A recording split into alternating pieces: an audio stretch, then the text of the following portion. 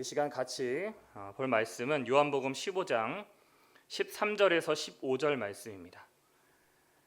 요한복음 15장 13절에서 15절 말씀 보도록 하겠습니다. 사람이 친구를 위하여 자기 목숨을 버리면 이에 더 큰 사랑이 없나니 너희가 나의 명하는 대로 행하면 곧 나의 친구라. 이제부터는 너희를 종이라 하지 아니하리니 종은 주인이 하는 것을 알지 못함이라. 너희를 친구라 하였노니 내가 내 아버지께 들은 것을 다 너희에게 알게 하였음이니라. 아멘. 봉독해드린 요한복음 15장 13절에서 15절 말씀을 통해서 나의 좋은 친구라는 제목으로 말씀을 증거하도록 하겠습니다.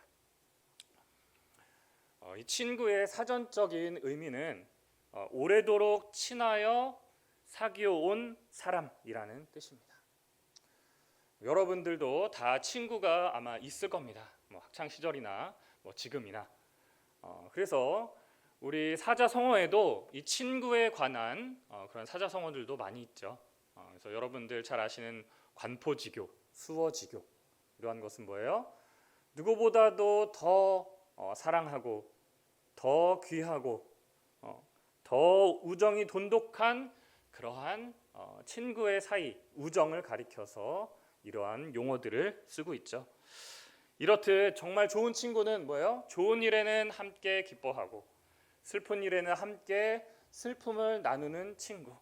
그게 바로 좋은 친구가 되겠습니다. 또 어떨 때는 여러분들 요즘도 그럴 수도 있지만 학창 시절에 어떻습니까? 가족들이나 형제들에게 얘기하지 못하는 것을 친구한테는 다 그 고민을 털어놓고 자기의 사정을 다 이야기하고 밤새도록 얘기하는 그런 사람이 누구예요? 바로 친구가 아닙니까? 그렇죠? 바로 그렇다면은 바로 이 성경에 나오는 이 친구는 어떤 의미를 갖고 있으며 또한 이 친구의 관계를 맺으면 또한 어떠한 축복이 있는지, 누구와 친구를 맺어야 하는지 우리 이 시간 말씀을 통해서 알아봄으로써 진정한 친구를 만나는 축복이 있기를 원합니다. 본문 말씀 13절부터 보도록 하겠습니다. 사람이 친구를 위하여 자기 목숨을 버리면 이에서 더 큰 사랑이 없나니 너희가 나의 명하는 대로 행하면 곧 나의 친구라. 사람이 정말 내가 좋아하고 정말 사랑하는 친구가 있다. 근데 그 친구가 어려움을 당하면은 당연히 도와주겠죠. 근데 그거보다 더 큰 사랑이 뭐예요? 내 목숨까지도 내어주면서 그를 구하는 그러한 사랑이 있다면 그것이 진정한 좋은 친구의 관계다라고 말합니다. 그러면서 14절에 너희가 나의 명하는 대로 행하면 곧 나의 친구라 그랬어요. 자, 여러분들 정말 사랑하는 친구가 있는데 그 친구가 차에 치일 것 같아요. 그럼 여러분 달려가서 그 친구를 밀어내고 여러분들 목숨을 버릴 만큼 사랑하는 친구 있습니까? 몇 분 계시는 것 같아요. 물론 그렇게 사랑하고 그렇게 나의 좋은 친구가 있을 수는 있어요. 하지만 과연 내 목숨까지도 버리면서 그렇게 할 만한 내가 용기가 있을까? 그만큼 사랑하나?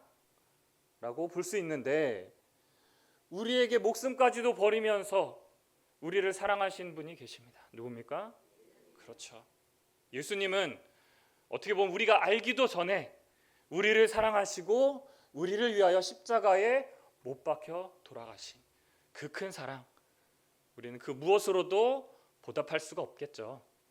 그런데 예수님께서는 내가 그렇게 너희에게 사랑을 베풀었다. 그러면서 너희가 나의 명하는 대로 행하면 곧 나의 친구라라고 얘기하십니다. 우리에게 그 큰 사랑 베풀어 주셨다면 우리는 보답하는 길은 뭐라는 거예요? 나의 명하는 대로 행하라. 그러면 너희도 나의 친구가 된다라고 말하고 있습니다. 그렇습니다. 우리가 누군가와 친구가 된다는 것은 일방적일 수 없습니다. 내가 그 사람을 엄청 좋아한다고 그 사람이 나의 친구가 되는 것도 아니고 그 사람이 나에게 일방적으로 좋아하고 사랑한다고 친구가 되는 것이 아닙니다. 항상 소통하는 쌍방적인 관계가 되는 것이죠. 예수님이 우리를 위하여 십자가에 돌아가시는 목숨까지 버리는 그 사랑을 베푸셨다면 우리는 예수님의 명하는 대로 행하는 자가 되어야 한다라는 것. 그래야지만 좋은 친구의 관계가 된다는 것을 여러분들 다시 한번 마음에 새기시기를 원합니다. 요한복음 15장 17절 말씀에 너희가 내 안에 거하고 내 말이 너희 안에 거하면 무엇이든지 원하는 대로 구하라. 그리하면 이루리라. 너희가 내 안에 거하고 우리가 예수님 안에 거하고 또한 예수님 말씀이 우리 안에 거하면 어떻게 되는 거예요? 딱 붙어 있는 거예요. 그렇죠? 여러분들 친한 친구 절친이라고 하면 어때요? 항상 붙어 다니지 않습니까? 그렇죠? 바로 그렇게 되면 뭐예요? 나의 생각이 내 친구 생각이고 내 친구 생각이 나의 생각. 그리고 내가 원하는 것이 있으면은 친구가 들어주고 그렇지 않습니까? 친구의 원하는 것도 내가 들어주는 그러한 관계가 진정한 친구인데 그렇게 예수님과의 관계가 되면 뭐예요? 무엇이든지 원하는 대로 구하라. 그리하면 이루어 주겠다. 정말 참 좋은 친구의 관계가 바로 이러한 모습이다라는 것을 바로 알 수가 있습니다. 자, 우리 15절 말씀 가서 볼까요? 본문 15절. 이제부터는 너희를 종이라 하지 아니하리니 종은 주인의 하는 것을 알지 못함이라. 너희를 친구라 하였노니 내가 내 아버지께 들은 것을 다 너희에게 알게 하였음이니라. 아멘. 자, 지금 친구 관계를 얘기하다가 뭐라고 얘기합니까? 이제부터는 너희를 종이라 하지 아니하리니 종은 주인이 하는 것을 알지 못한다. 자, 종이라고 하는 자들은 오직 주인이 시키는 일만 하는 거예요. 종이 주인에게 들은 명령을 왜 그렇게 해야 되죠? 저는 잘 이해가 안 되는데요. 이렇게 하나요?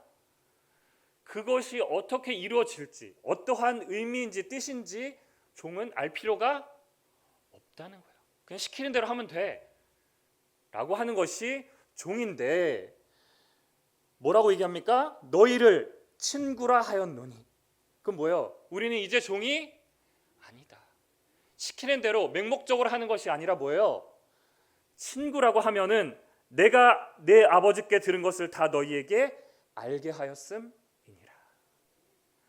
물론 하나님, 우리의 주인이 하나님께서 우리에게 하라고 한 명령 그것이 있지만 그것이 아무런 무슨 뜻인지 어떠한 일인지 모르고 행하는 것이 아니라 뭐예요? 다 알게 하여 준다라는 거예요. 그럼 우리가 행하는 것은 무엇입니까? 그 뜻을 알고 행하는 바로 그런 자가 예수님의 친구라는 것을 여러분들 깨달으시기를 원합니다. 진정한 예수님의 친구가 되었다면 뭐예요? 이제는 종이 아니다.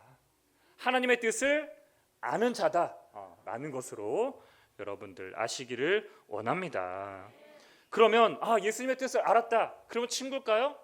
내 친구가 어떠한 힘든 점이 있다. 그러면 어떻게 해야 돼요? 힘들구나. 그게 끝인가요? 어떻게 해야 됩니까? 뭔가는 도와주는 일. 그러면 하나님의 일을 알았다. 하나님의 뜻을 알았다. 그러면 어떻게 해야 됩니까? 그렇구나. 하나님의 뜻이구나. 그것을 행하는 자로 나타나야 한다는 것입니다. 마태복음 7장 21절 말씀해 보시면 나더러 주여 주여 하는 자마다 천국에 다 들어가는 것이 아니라 다만 내 아버지의 뜻대로 행하는 자라야 들어가리라. 우리가 예수님과의 친분 관계, 친구의 관계만 맺고 그것으로 끝나는 것이 아니라 결국 우리의 신앙의 궁극적인 목적은 무엇입니까? 천국에 들어가는 것 아닙니까? 그렇다면 하나님의 뜻을 알았다면 어떻게 하는 자? 행하는 자로 나타나야 한다. 주여 주여 아무리 외친다고 해서 그 자에게 천국이 허락된 것이 아니라 하나님의 뜻을 알았다면 뜻대로 행하는 자로 나타나야 한다라는 것을 성경에는 말하고 있다라는 것입니다.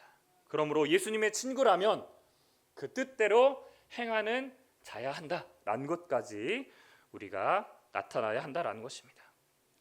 바로 예수님께서 이 천국에 대한 비유를 얘기하시면서 바로 행함에 대한 부분도 얘기하십니다. 마태복음 22장 1절에서 2절 말씀 보시면 예수께서 다시 비유로 대답하여 가라사대 천국은 마치 자기 아들을 위하여 혼인잔치를 베푼 어떤 임금과 같으니 라고 얘기합니다. 그러니까 천국을 설명하는데 뭐예요? 혼인잔치를 베푼 임금으로 비유하고 있는데 11절 말씀 가서 보시면 임금이 손을 보러 들어올세 거기서 예복을 입지 아니한 한 사람을 보고 가로되 친구여 어찌하여 예복을 입지 않고 여기 왔느냐 하니 저가 유구부원 이거네. 그래요. 그러니까 임금이 혼인잔치를 베풀었어요. 그래서 많은 사람들을 초청했는데 사람들이 다 자기 일이 있다고 그 혼인잔치에 오질 않았어요. 그래서 종들을 보내서 많은 사람들을 막 불러 모았어요. 다 앉혀놨어요. 그래서 임금이 그들을 보러 왔는데 그들에게 뭐라고 얘기하십니까? 친구여 어찌하여 예복을 입지 않고 여기 들어왔느냐라고 얘기합니다. 그러니까 혼인잔치에 초청을 받았으면 그 혼인잔치에 맞는 뭘 입어야 된다는 거예요? 예복을 입어야 된다는 거예요. 그건 뭐예요? 천국에 들어갈 자격을 갖춰야 한다. 그런 말이지 않습니까?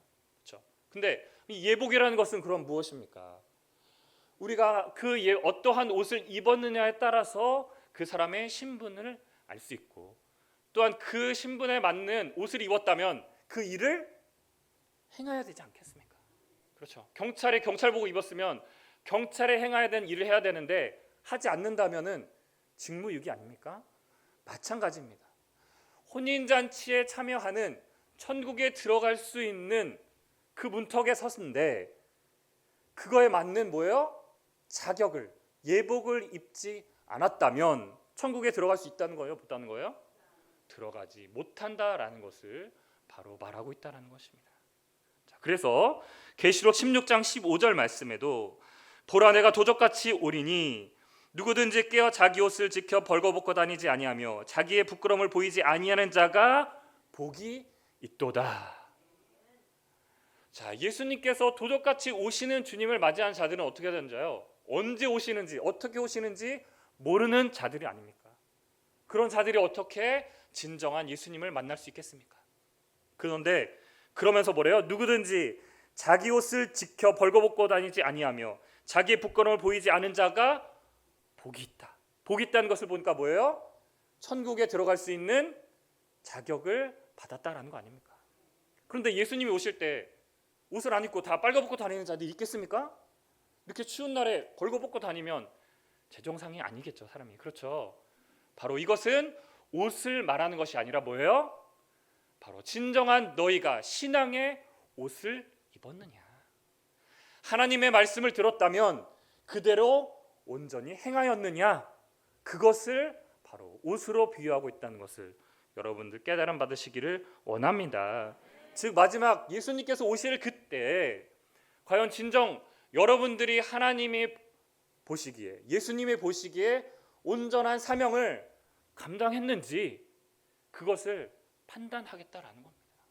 그것을 통하여서 천국에 들어갈 수 있는지 없는지를 바로 분별하는 역사가 바로 이루어진다라는 것을 깨닫기를 원합니다. 그러므로 진정한 예수님의 친구가 되었다면 하나님의 말씀을 아는 것으로 그치지 않고 어떻게 해야 된다? 행하는 자로서 온전한 의복을 갖춘 자로 나타나야 한다라는 것을 바로 성경에는 말씀하고 있습니다. 자, 그러면 예수님께서는 내가 내 아버지께 들은 것을 너희에게 다 알려주겠다라고 얘기했습니다. 그럼 예수님이 이 땅에 계실 때 그 말씀을 들은 게 누구였습니까? 가장 많이 들은 것은 제자들이었죠. 그렇죠? 3년 넘게 예수님과 동고동락한 것이 바로 제자들이었습니다. 그런데 예수님이 제자들에게 친구라고 얘기하는 장면이 있습니다. 근데 그 장면이 그 누구에게 또는 그 상황이 좀 약간 묘한 장면이 있습니다. 우리 그 말씀 볼까요? 마태복음 26장 48절 말씀입니다. 예수를 파는 자가 그들에게 군호를 짜 가로되 내가 입맞추는 자가 그이니 그를 잡으라 하였는지라. 자, 지금 예수를 파는 자 누구예요? 그렇죠. 가룟 유다예요. 가룟 유다가 예수님께서 이제 마지막 만찬을 하시고 이제 겟세마네 동산에서 기도를 하는 그때 이제 가룟 유다가 로마 군병을 데리고 예수님께 온 거예요. 근데 로마 군병은 예수님이 누군지 잘 모르니까 내가 입맞추는 자가 예수다라고 지금 가룟 유다가 이야기하는 거예요. 그러면서 49절에 곧 예수께 나와 랍비여 안녕하시옵니까 하고 입을 맞추니 예수께서 가라사대 친구여 내가 무엇을 하려고 왔는지 행하라 하신대 이에 저희가 나와 예수께 손을 되어 잡는지라. 자, 지금 예수님께서 뭐라고 얘기해요? 가룟 유다에게 친구여, 네가 무엇이든지 행하라. 예수님은 가룟 유다를 어떤 관계로 대했다는 거예요? 친구로 대했다는 거예요. 하나님에 대한 것을 다 알려줬다는 거예요. 근데 그것을 다 알고 들었던 가룟 유다는 하나님의 뜻대로 행한 것이 아니라 어떤 대로 행한 거예요? 마귀의 뜻대로 행한 것이었다는 거예요. 예수님과 그렇게 오랜 시간 동안 함께 다니면서 하나님의 말씀을 그렇게 많이 들었는데 그는 어떠한 모습으로 나타났다는 거예요? 예수님과 대적하는, 오히려 예수님을 파는 그러한 자로 나타났다라는 것입니다. 우리가 귀한 말씀을 들었지만 과연 이 말씀대로 정말 행하고 있는 것인지, 내가 잘못된 길을 가고 있는 것인지, 우리 가룟 유다, 예수님께서 친구라고 얘기했던 이 가룟 유다의 모습을 통하여서 여러분들을 다시 돌아보는 여러분들 되시기를 원합니다. 자, 이렇게 예수님의 직접 말씀을 들은 이 가룟 유다가 그렇게 나타났지만, 자, 이 시대에도 우리 예수님의 친구가 되려면 예수님의 말씀을 들어야겠죠. 그렇죠. 근데 안타깝게도 지금 우리 눈에, 우리 옆에 함께 예수님이 계시지 못한다라는 것입니다. 그럼 우리가 이 예수님의 말씀을 어떻게 들을 수 있을까요? 우리 요한복음 16장 13절 말씀 가서 보시면, 그러나 진리의 성령이 오시면 그가 너희를 모든 진리 가운데로 인도하시리니 그가 자의로 말하지 않고 오직 듣는 것을 말하시며 장래일을 너희에게 알리시리라. 그가 내 영광을 나타내리니 내 것을 가지고 너희에게 알리겠음이니라. 아멘. 자, 진리의 성령이 오시면 그가 모든 진리 가운데로 인도하는데 누구 걸 가지고 얘기한대요? 예수님의 것을 가지고 너희에게 알리겠다라고 말합니다. 자, 우리가 지금 예수님의 말씀을 들을 수 없는 것은 왜 못 들어요? 예수님은 영으로 벌하셨기 때문에 못 듣습니다. 그런데 진리의 성령이 오시면 들을 수 있다는 것을 보니까 이 진리의 성령은 영적인 존재가 아니라 바로 진리의 말씀을 받은 사람이라는 것을 여러분들 아시기를 원합니다. 진리의 성령을 받은 사람이 모든 진리 가운데로 인도한다. 진리라는 것은 요한복음 17장 17절 말씀에 하나님의 말씀을 진리라고 하였기 때문에 하나님의 말씀 가운데로만 인도해 주는데, 그것이 누구의 것? 예수님의 것을 가지고 우리에게 알려주시니까 바로 우리가 그 말씀을 듣고 온전히 하나님의 말씀을 알게 되면 그것이 바로 예수님의 친구가 되는 것인 줄로 믿습니다. 또한 그 말씀을 증거하는 자도 예수님의 말씀을, 하나님의 것을 증거하기 때문에 또한 그와도 우리가 친구가 될 수 있다는 것을 여러분들 깨달으시기를 원합니다. 자, 이렇게 우리 예수님과의 친구 관계, 또한 우리에게 말씀을 전해주시는 분과의 친구 관계도 있지만 또 누구가 친구입니까? 여러분들 좌우 옆에를 보십시오. 바로 옆에 계신 분들도 솔직히 교회를 열심히 다니다 보니까 세상 친구와는 어떻게 됩니까? 좀 멀어지지 않습니까? 바로 우리가 함께하는 친구다라는 것을, 예수님 안에서 친구라는 것을 우리가 또한 알 수 있죠. 바로 성경에도 이렇게 아주 돈독한 친구가 있습니다. 바로 다윗과 요나단입니다. 이 요나단은 누구의 아들이에요? 사울 왕의 아들이에요. 그러면 자연스럽게 시간이 흐르면 누가 왕이 되는 겁니까? 그렇죠. 요나단이 원래 왕이 되는 거예요. 그렇죠. 근데 사울 왕이 행하는 그 모습이 하나님에게 악함을 보시고 하나님께서 사울 왕이 아직도 왕인데 누구에게 왕의 기름 부음을 줬어요? 다윗에게 줬습니다. 그럼 뭐 여러분들 요나단 입장에서 한번 그냥 생각해 보자고요. 자연스럽게 있으면 내가 왕이 되는데 누가 지금 왕이 될 지금 일이 벌어졌어요? 다윗이. 그렇죠. 이미 그림 뭐 상황은 다 떠나서 요나단 입장에서는 내가 왕이 될 수 있었는데 다윗이 뺏어간 거예요. 그렇죠. 그럼 여러분들 가만히 있으면 여러분들에게 뭔가 부귀영화 모든 것들이 다 되는데 여러분들의 친구가 딱 그렇게 되게 돼버렸어요. 그게 내가 잘하고 못하고 아버지가 잘하고 못하고 떠나서 어떻게 해요? 그 친구랑 갑자기 갑자기 미워지고, 그렇죠? 갑자기 싫어지고 그러지 않겠습니까? 근데 지금 요나단은 그러지 않았다라는 거예요. 자, 우리 사무엘상 20장 4절 말씀 보겠습니다. 요나단이 다윗에게 이르되 네 마음의 소원이 무엇이든지 내가 너를 위하여 그것을 이루리라. 지금 어떠한 마음인 거예요? 지금 다윗이 너 뭐 하든 내가 다 같이 해줄게, 내가 해줄게, 지금 이러는 거예요.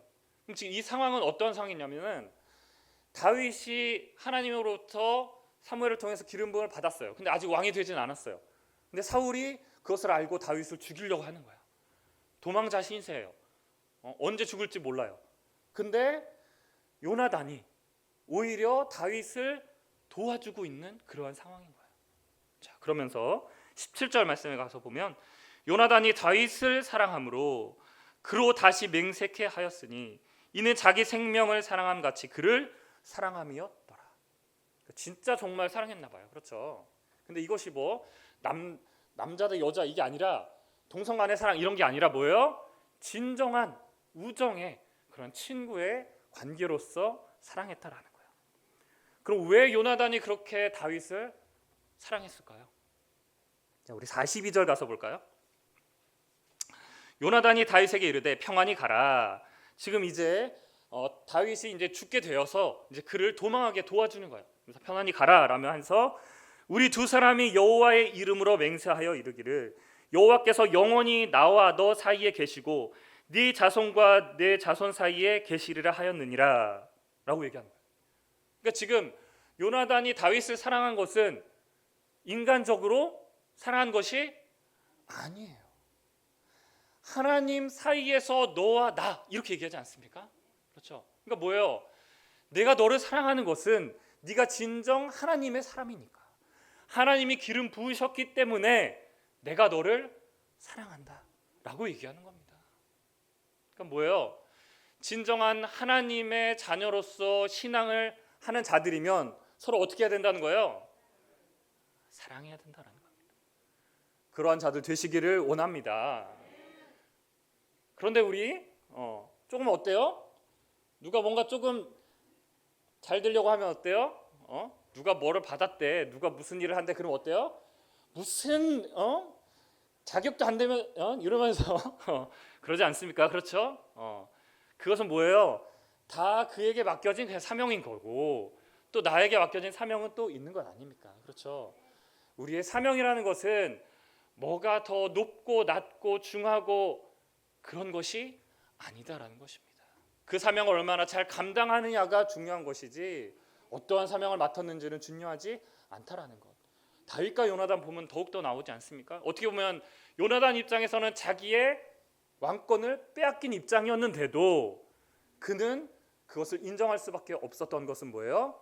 하나님께서 다윗을 임명하셨기 때문에 그를 세우셨기 때문에 따라간 것과 마찬가지로 우리도 진정한 하나님의 말씀만을 따라서 우리 서로 사랑하는 자들로 나타나시기를 원합니다. 자, 이렇게 훈훈한 모습도 있는데 성경에 또 그렇지 않은 모습도 있어요. 근데 그것이 그 멀리 있는 것도 아닙니다. 바로 제자들에게, 예수님의 제자들에게 그런 모습이 나타나고 있어요. 우리 마가복음 9장 33절 말씀 가서 보겠습니다. 가버나움에 이르러 집에 계실세, 그러니까 예수님이 제자들과 있는 거예요. 제자들에게 물으시되 너희가 노중에서 서로 토론한 것이 무엇이냐 하시되 저희가 잠잠하니 이는 노중에서 서로 누가 크냐 하고 쟁론하였음이니라. 그러니까 뭐예요? 예수님의 제자들 12명이지 않습니까? 근데 뭐예요? 그 중에서 네가 높네 내가 높네 지금 다툼이 있었다는 거예요. 그러니까 예수님이 물어본 거는 알고 물어본 거예요? 모르고 물어본 거예요? 다 알고 있었다는 거예요. 네가 지금 뭐 하고 있는 거냐? 책망하고 계시는 거예요. 35절에 예수께서 앉으사 12 제자를 불러 이르시되 아무든지 첫째가 되고자 하면 뭇사람의 끝이 되며 뭇사람을 섬기는 자가 되어야 하리라. 아멘. 우리가 이 육신적인 이 어떻게 보면은 이 교회에서 네가 높냐 내가 높냐 따지는 것은 큰 의미가 없는 겁니다. 여기서 높은 자였다고 하면 했는데 뭐예요? 천국에 못 들어가면 그게 무슨 의미가 있습니까? 진정 예수님의 말씀을 따라 신앙생활하는 게 가장 중요한 것이지. 이러한 제자들의 모습 속에서도 바로 우리의 모습을 바로 투영해 보여야 된다는 겁니다. 네가 높냐 내가 높냐 네가 낫네 어쩌네 이럴 이야기할 필요가 없다라는 것. 바로 그것을 성경에는 말하고 있다라는 것을 말하고 있습니다. 자, 그러면 우리가 이렇게 잘 신앙생활을 하고 하나님 사랑 안에서 다윗과 요나단 같이 우애롭고 친구처럼 지내야 되는 그 모습을 바로 계시록 마지막에 가서는 어떠한 모습으로 묘사하고 있는지 우리 그 말씀을 보도록 하겠습니다. 계시록 19장 7절 말씀 보겠습니다. 우리가 즐거워하고 크게 기뻐하여 그에게 영광을 돌리세 어린 양의 혼인 계약이 이르렀고 그 아내가 예비하였으니. 자, 이제 어린 양 아내로 비유된 바로 우리들이 이제 천국에 들어가는 모습을 어린 양의 아내로 표현하고 있어요. 그래서 이제 어린 양 혼인 계약이 이르렀대요. 그러면서 8절에 가서 그에게 허락하사 빛나고 깨끗한 세마포를 입게 하셨은즉 이 세마포는 뭐래요? 성도들의 옳은 행실이로다. 어린 양의 아내가 입은 그 세마포 옷이 뭐라는 거예요? 성도들의 옳은 행실. 그러니까 어린 양의 아내와 함께한 사람들이라는 거예요. 성도들이 그와 함께하는 모습이었다라는 거예요. 근데 어떠한 행실? 옳은 행실. 다툼과 미움과 시기가 없는 옳은 행실. 근데 그것을 아까 세마포를 우리 다시 볼까요? 8절에 그에게 허락하사 빛나고 깨끗한 세마포라고 얘기했어요. 물론 여러 가지로 표현할 수 있지만 이것이 우리가 친구 사이에서의 우정 관계로 본다면 빛나고 깨끗하다라고 하는 것은 뭐예요? 하나의 흠과 티도 없다는 거 아닙니까? 그럼 뭐예요? 성도 간에 이 어린 양의 아내로 비유되어 있는 성도들의 관계가 어떻다는 거예요? 모두 다 좋다라는 거예요. 이 사람과 저 사람은 좋은데 나는 이 사람과는 싫어. 이러면 돼요, 안 돼요? 그렇게가 아니라 모든 하나님의 자녀로서 친구의 관계를 맺은 사람이라면 누구와도 잘 지내고 누구와도 서로 소통하고 누구와도 서로 도와주는 관계. 그것이 뭐다? 빛나고 깨끗한 세마포의 성도들의 옳은 행실의 모습이라는 것을 여러분들 깨달으시기를 원합니다. 오늘 나의 좋은 친구다라는 제목으로 여러분들 설교 들었습니다. 우리의 진정한 친구는 예수님, 또한 우리에게 말씀을 주시는 사명자, 또한 우리 서로서로의 친구다라는 것을 우리 이 시간 들었다면 우리 사랑하는 성도 여러분들, 이 마지막 시대에 가는 이때 우리 뭐 세상에 뭐 볼 것 있습니까? 세상의 친구들 의미 있습니까? 그렇지 않다면 우리 진정한 하나님 안에서의 이 친구 관계를 돈독히 맺음으로써 또한 그와 함께 하나님의 뜻을 행하고 이룸으로써 마지막 하나님께서 주시는 바로 성경의 모든 축복을 받는 여러분들 다 되시기를 예수님 이름으로 간절히 축원합니다. 이것으로 말씀 마치겠습니다.